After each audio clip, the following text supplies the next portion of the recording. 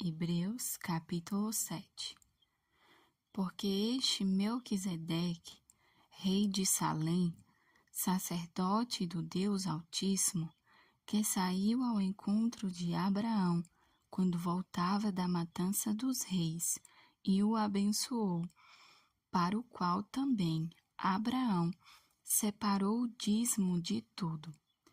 Primeiramente se interpreta rei de justiça, depois também é rei de Salém, ou seja, rei de paz, sem pai, sem mãe, sem genealogia, que não teve princípio de dias, nem fim de existência.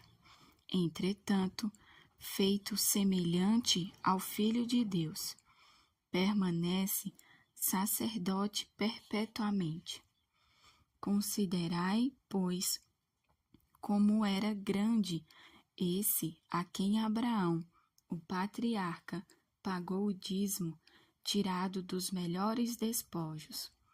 Ora, os que dentre os filhos de Levi recebem o sacerdócio têm mandamento de recolher, de acordo com a lei, os dízimos do povo, ou seja, dos seus irmãos, embora tenham estes descendido de Abraão. Entretanto, aquele cuja genealogia não se inclui entre eles, recebeu dízimos de Abraão e abençoou o que tinha as promessas. Evidentemente, é fora de qualquer dúvida que o inferior é abençoado pelo superior. Aliás, aqui são homens mortais os que recebem dízimos, porém ali, aquele de quem se testifica que vive. E por assim dizer, também Levi, que recebe dízimos, pagou-os na pessoa de Abraão, porque aquele ainda não tinha sido gerado por seu pai, quando Melquisedeque saiu ao encontro deste.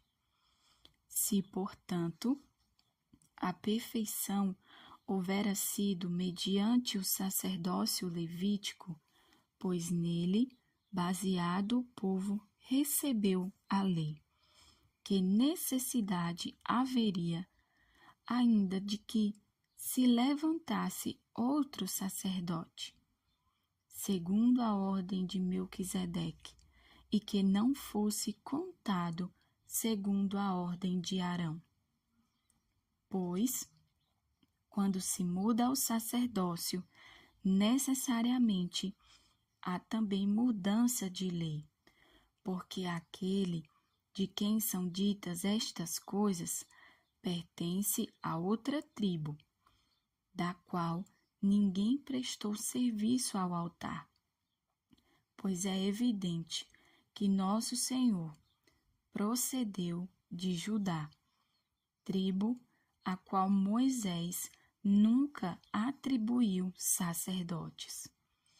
E isto é ainda muito mais evidente quando, à semelhança de Melquisedeque, se levanta outro sacerdote, constituído não conforme a lei de mandamento carnal, mas segundo o poder de vida indissolúvel, porquanto se testifica: tu és sacerdote para sempre, segundo a ordem de Melquisedeque.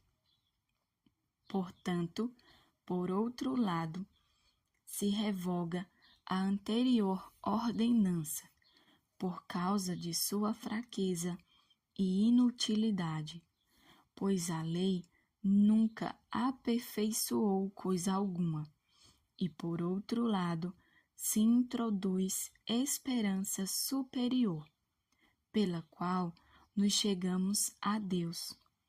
E visto que não é sem prestar juramento, porque aqueles sem juramento são feitos sacerdotes, mas este com juramento por aquele que lhe disse: o Senhor jurou e não se arrependerá. Tu és sacerdote para sempre. Por isso mesmo, Jesus se tem tornado fiador de superior aliança. Ora, aqueles são feitos sacerdotes em maior número, porque são impedidos pela morte de continuar. Este, no entanto, porque continua para sempre, tem o seu sacerdócio imutável.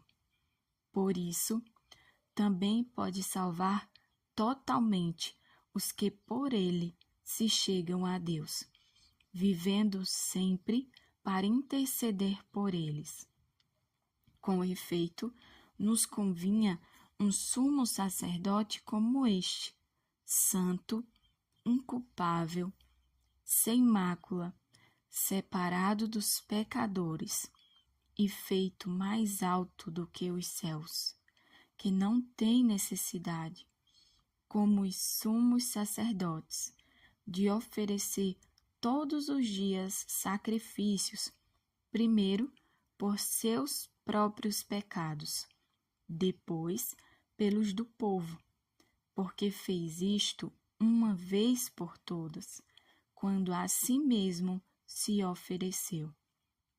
Porque a lei constituiu sumos sacerdotes a homens sujeitos à fraqueza. Mas a palavra do juramento, que foi posterior à lei, constitui o Filho, perfeito para sempre.